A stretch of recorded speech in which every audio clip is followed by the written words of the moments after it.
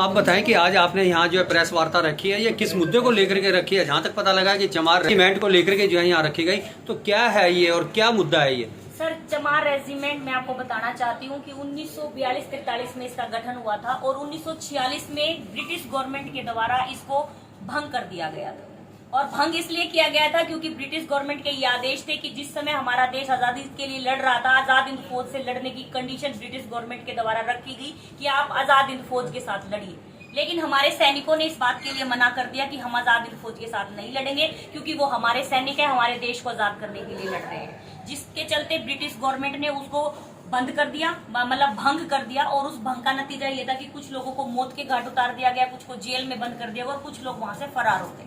जो लोग वहां से बचकर अपने घर पहुंचे, कुछ लोग जो जेल में बंद थे, जब देश आजाद हुआ उसके बाद जब वो बाहर निकले तो उन लोगों ने अपने लोगों को आकर बताया कि हमारे साथ क्या हुआ। इसी बीच हमारे बीच में एक हमारे जीवित योद्धा जो आज की डेट में भी जीवित हैं, चौधरी संतराम जी, जो 109 वर्ष के हैं, वो इस स्मारक की अनावरण करने के लिए हावड़ी में पहुंच रहे हैं। ये कहाँ के हैं? ये हिमाचल से हैं और इनका नाम संतराम जी है। 109 साल इस समय इनकी उम्र है। हिमाचल में कहाँ से हैं? गोंदल गांव है इनका, गोंदल जिला। लंबे समय बाद रेजिमेंट बनाने की क्या जरूरत पड़ी? ये जरूरत नहीं है, हम यहाँ कोई रेजिमेंट नहीं बना रहे हैं। हम केवल वो इतिहास जो राजनीतिक पार्टियों ने या उस समय के लोगों ने दबा दिया, उसको उससे अपने लोगों को अवगत कराना चाहते हैं। बना नहीं रहे हैं। बनाने का तो अधिकार अगर किसी के पास है या बनाने की जिम्मेवारी, जरूरत अगर किसी को है तो वो सरकार को है। हम सरकार को ये चेताना चाहते हैं कि हम उस समय भी देश के लिए लड़े थे, हम उस समय भी देश के साथ शामिल थे। जो लोग चमार रेजिमेंट से भाग कर आए थे वो लोग बाद में आजादी फौज में भर्ती हो गए थे। उन लोगों ने देश को आजाद कराने में अपनी भूमिका निभाई,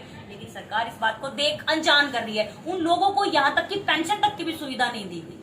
तो पहले स्थान दूसरा तय किया गया था, लेकिन अब बाद में चेंज करना पड़ा है। इसका एक छोटा सा मैं आपको ब्रीफ देना चाहती हूँ कि गांव बीड़ फार्म में हमें जगह दान में मिली थी, लेकिन दान का एक प्रोसेस है कि जब तक वो नाम ट्रांसफर नहीं होता वहां पर निर्माण कार्य नहीं हो सकता। हम लोग वहां पर लगातार निर्माण कार्य कर रहे थे, लेकिन एट लास्ट जाकर प्रशासन ने वहां पर हमारी संस्था के ऊपर और ग्राम पंचायत के ऊपर ये रोक लगा दी कि भाई जब तक आपके नाम ट्रांसफर नहीं होती तब तक आप इस पे कोई निर्माण कार्य मत कीजिए। लेकिन क्योंकि हम अपने समाज को और अपने देश को ये वादा कर चुके थे कि 1 अक्टूबर को चमार रेजिमेंट स्मारक की स्थापना होगी, तो उसके लिए फिर हमारी आप मजबूरी कहिए या जो वादा हमने किया था उसको पूरा करना था वो समझिए। इसके लिए हम लोगों ने जगह बदलनी पड़ी और जो जिम्मेवारी गुरु ज्योति चैरिटेबल ट्रस्ट ने और एससी खाप महापंचायत ने ली थी वो हम अब पूरी कर रहे हैं। और 1 अक्टूबर 2023 को हावड़ी गाँव में बहुत ही भव्य तरीके से चमार रेजिमेंट स्मारक। तो ये जमीन जो है वहाँ ये खरीदी गई है? जी, ये जगह गुरु ज्योति चैरिटेबल ट्रस्ट ने खरीदी। तो ये किससे संबंधित है ये ट्रस्ट? सोशल एक्टिविस्ट है, एक सोशल एक्टिविटी करती है ट्रस्ट, तो चाहे कोई भी हो वो सारे काम करती है। नॉर्मली हमारा जो संगठन एससी खाप महापंचायत है वो एससी समाज के लिए काम करता है और हम दूसरों के लिए भी काम करते हैं, लेकिन शायद थोड़ा झुकाव हमारे समाज की तरफ ज्यादा होता है, क्योंकि वो जो लोग ज्यादा ही पीड़ित होते हैं, हमारी संख्या ज्यादा है, टॉर्चर हमारे साथ ज्यादा होता है, तो इसलिए हमें अपनों को भी ज्यादा आवाज उठानी पड़ती है। जैसा कि विश्व का ये प्रथम चमार रेजिमेंट जो होने जा रहा है, क्या ये मोटिवेशन नहीं है कि पॉलिटिक्स को रिलेटेड कुछ ऐसा है? नहीं, ये पॉलिटिक्स को रिलेटेड नहीं है। मैं आपको क्लियर कर देती हूँ, हमने किसी राजनीतिक पार्टी के झंडे को वहां पर अलाउड नहीं किया है। बहुत सारी राजनीतिक पार्टियों के हमारे पास इस बात के लिए ऑफर थे कि भैया फला मंत्री को मुख्य अतिथि बना लीजिए, उसको गेस्ट बना लीजिए, लेकिन हमने किसी को भी ना मुख्य अतिथि बनाया है ना ही हमने किसी को गेस्ट बनाया है। कोई सामाजिक व्यक्ति होने के नाते अगर वहां आना चाहता है उनका स्वागत है, लेकिन मुख्य अतिथि सिर्फ एक ही होंगे और वो चौधरी संतराम जी हैं जो 109 साल के सैनिक हैं। तो ये स्मारक बनाने की क्या विशेष बात है? इसकी विशेष बात ये है कि जब हम लोग समाज में जाते हैं, आप लोगों के बीच में जाते हैं, तो अक्सर लोग हमें ये कहते हैं कि आजादी में आप लोगों की भूमिका क्या थी। हमें पता नहीं था और हम वहां पर चुप रहते थे, लेकिन अब हमें पता है कि हमारी भूमिका क्या है और ये भूमिका हमें बताने के लिए वो व्यक्ति सामने आ रहा है जिसकी उम्र आज 109 साल है। तो ये स्मारक जो है कितने गज या कितनी भूमि के अंदर बनाया जाएगा? ये जो स्मारक अभी जो गुरु ज्योति चैरिटेबल ट्रस्ट ने जगह ली है वो 246 गज जगह ली है और उसके आसपास की सारी जगह खाली है अभी फिलहाल, और उसके धीरे धीरे हम लोग प्रयास करेंगे कि हम और ज्यादा जगह ले लें। लेकिन फिलहाल जो वहाँ पर जो स्मारक बन रहा है वो बहुत सुंदर है। फोटोज वैसे तो आप लोगों के बीच में पहले से ही वायरल है, लेकिन अगर अभी भी आपको चाहिएंगी तो हम जरूर। तो ये स्मारक की जो जमीन है वो ट्रस्ट आपको प्रोवाइड करवा रहा है? ट्रस्ट प्रोवाइड नहीं, ट्रस्ट के हम सब मेंबर हैं और हम सब लोगों ने मिलकर वो जगह खरीदी है।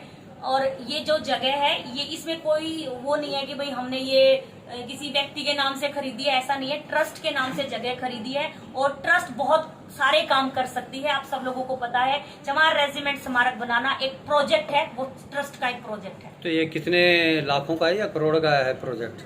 नहीं, इस बारे में तो मैं कुछ नहीं कह सकती हूँ कि लाखों का है या करोड़ों का है, लेकिन संख्या लाखों करोड़ों में होनी चाहिए, मैं ये उम्मीद करती हूँ। चमार रेजिडेंट अभी अस्तित्व में है देश में? नहीं, अभी इसको ब्रिटिश गवर्नमेंट में ही 1946 में भंग कर दिया गया था। आजादी से पहले। आजादी से पहले ही भंग कर दिया गया था। और जो चमार रेजिमेंट के सैनिक जो वहां से निकाले गए थे या जो भंग हो गए थे, वो लोग बाद में आजाद हिंद फौज में भर्ती हुए थे और उन लोगों ने फिर देश को आजाद कराने की लड़ाई लड़ी थी। और तो इन सब के हमारे पास तथ्य भी हैं, जो हम वहाँ पर उस दिन टेम्परेरी म्यूजियम और आने वाले सालों में आपको परमानेंट म्यूजियम के माध्यम से हम दिखाएंगे। तो आपके कहने का भाव ये हुआ कि स्मारक के माध्यम से जो है आप चमार जो बिरादरी है ये कहेंगे, तो उसके अंदर उसका जो इतिहास है वो युवाओं के अंदर पुनर्जीवित, तो शायद यही आपका भाव है? नहीं, एक चीज तो मैं आपको ये बता दूं कि जो एससी समाज है उसमें चमार एक जाति है, लेकिन जो चमार रेजिमेंट बनी थी उसमें वाल्मीकि, धानक, खटीक और भी कई जातियों के लोग सम्मिलित थे। लेकिन क्योंकि चमार जाति की संख्या ज्यादा थी, इसलिए उसका नाम चमार रेजिमेंट लिखा गया था। इस पूरे प्रोग्राम में उस दिन वहां पर वाल्मीकि सैनिक भी आएंगे, जो कि चमार रेजिमेंट के एक अभूतपूर्व हिस्सा रहे हैं। तो ये एक सिर्फ एक हुमर फैलाया गया कि भाई चमार रेजिमेंट है, सिर्फ चमार जाति से संबंधित है, ऐसा नहीं है। उस दिन वहां पर कुछ हमारे पूर्व सैनिक जो 1965, 70 और कारगिल के जो हमारे सेवानिवृत्त जो सैनिक रहे हैं, वो भी वहां पर पहुंचेंगे और वो वहां पर चौधरी संतराम जी को सलामी भी देंगे। ऑलरेडी रेजिमेंट है, जाट है, राजपूत रेजिमेंट है, महार रेजिमेंट है, गोरखा रेजिमेंट है, पहले से हैं। तो हमारी जो केवल इसलिए भंग कर दी गई थी कि ब्रिटिशों ने हमें क्या नाम है भंग कर दिया था। तो आज मैं मेरे देश की सरकार को ये कहना चाहती हूँ कि हम देश के लिए लड़े थे, हमारी जो कम्युनिटी थी वो देश के लिए लड़ी थी, हमें वो मौका दोबारा दिया जाए, रेजिमेंट को दोबारा पुनर्जीवित किया जाए। और लगातार इसकी डिमांड उठती रही है अलग अलग मंचों से। लेकिन स्मारक बनाकर हम बच्चे बच्चे को ये बताना चाहते हैं कि हमारा इस देश की आजादी में भूमिका थी, हम उन्हें ये बताना चाहते हैं। अंत में स्थान